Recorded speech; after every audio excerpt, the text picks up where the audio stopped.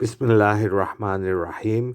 ক্বালা রাব্বি ইশরাহ লি সাদরি ওয়া ইয়াসসির লি আমরি ওয়াহলুল উকদাতাম মিন লিসানি ইয়াফকাহু কাওলি।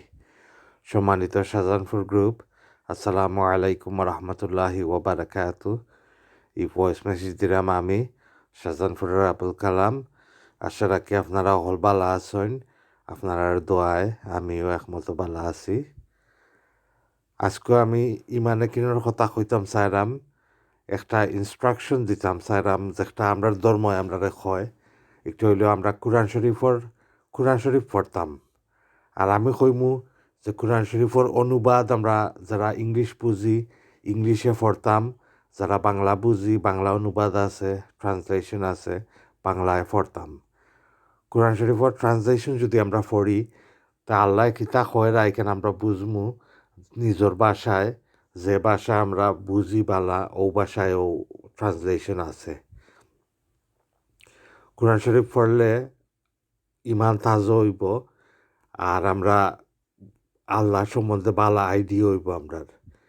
আর হাদিস কেউ পড়েন, হাদিস পড়তে হইলে আপনারা আর আমি সবরেও ইনক্লুড করিয়া কই, আমি বা আমরা সবেও আমরা বুঝতাম না এটা হাদিস।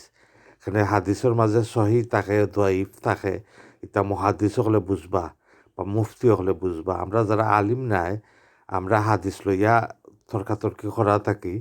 কোরআন শরীফর অনুবাদ পড়লে আমরা লাগি ভালো হইব। বাংলায় বা ইংলিশে পড়লে সবসময় কোরআন শরীফ পড়লেও বালা।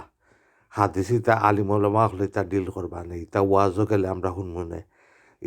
ইতা লইয়া সময় নষ্ট করে না জানো। সবসময় কোরআন শরীফ আল্লাহর কালাম যেখান ওখানের অনুবাদ পড়েন জানো।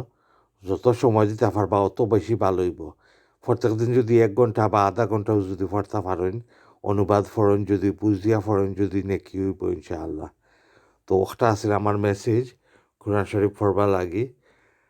আজকু আর দিন আমি আল্লাহ তৌফিক দিলে আরও কথা কইমু। আজকু লাগি অনব শেষ করিলাই। পালা থাকুকা। আসসালামু আলাইকুম রহমতুল্লাহি ওয়া বারাকাতুহু।